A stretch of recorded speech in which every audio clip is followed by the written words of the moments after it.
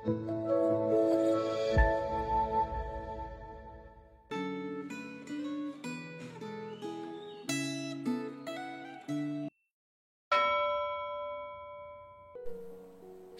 Bapak Ibu Saudara, hari ini firman Tuhan berjudul Menghidupi Realitas Kristus.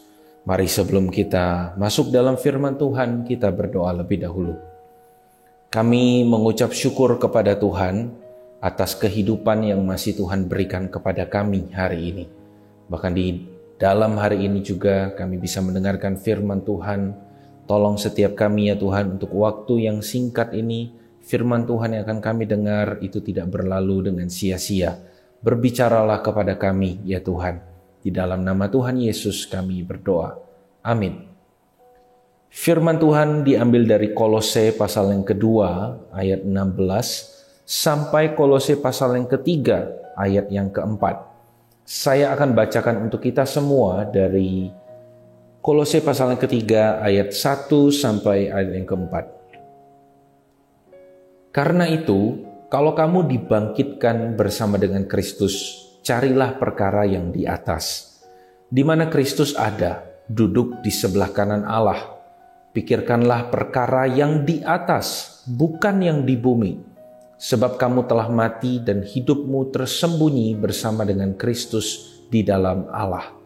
Apabila Kristus yang adalah hidup kita menyatakan diri kelak, kamu pun akan menyatakan diri bersama dengan Dia dalam kemuliaan.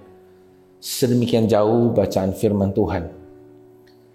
Kepada warga jemaat di Kolose, Rasul Paulus menuliskan dengan tegas, carilah perkara yang di atas, di mana Kristus ada, duduk di sebelah kanan Allah.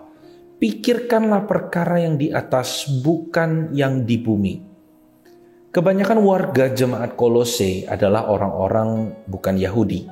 Tampaknya sebagian warga jemaat Kolose telah terpengaruh oleh ajaran dan praktik agama asing.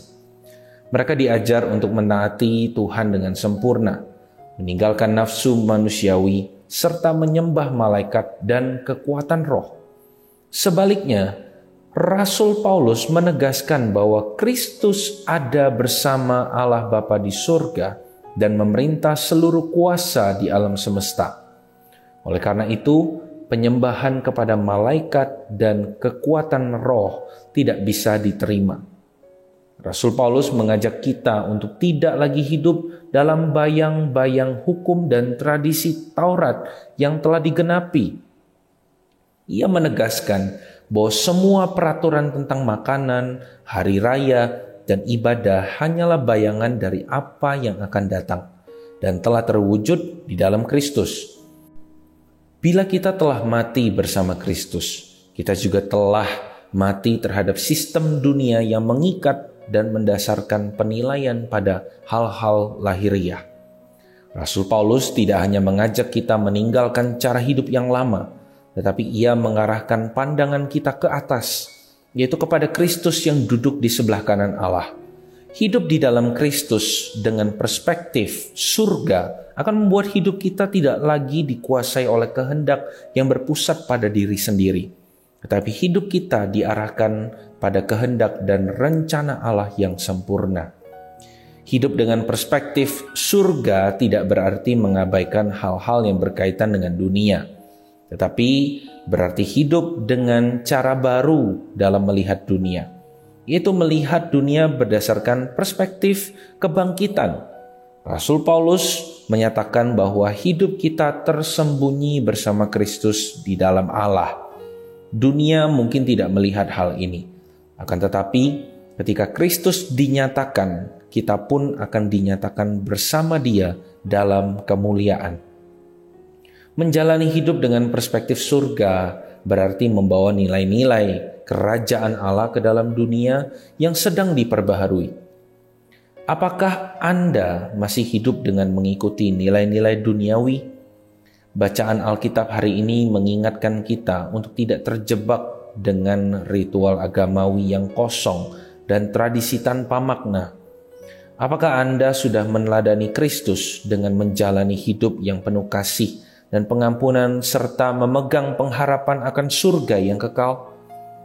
Marilah kita hidup sebagai anggota kerajaan surga yang menjadikan kebangkitan Kristus sebagai fokus pengharapan dan tidak terbuai dengan nilai-nilai duniawi yang bersifat sementara. Amin. Mari kita berdoa. Bapa kami di dalam surga, terima kasih. Melalui firman Tuhan hari ini kami diingatkan bahwa tidak seharusnya kami ini tetap hidup dengan meneladani nilai-nilai duniawi yang sebenarnya tidak ada artinya untuk kami lakukan. Mungkin tanpa sadar sebagai orang percaya sampai hari ini kami tetap hidup dalam tradisi-tradisi tertentu yang sebenarnya tidak ada artinya di dalam keselamatan kami. Tuhan, jikalau Engkau melihat dalam diri kami masih ada hal-hal yang tidak berkenan, hal-hal yang tidak tepat untuk kami lakukan berkaitan dengan apa yang kami pelajari hari ini, tolonglah kami, tegurlah kami, didiklah kami, agar kami benar-benar hidup sepenuhnya sesuai dengan apa yang Tuhan mau. Terima kasih banyak ya Tuhan. Di dalam nama Tuhan Yesus kami berdoa. Amin. Tuhan memberkati Bapak Ibu.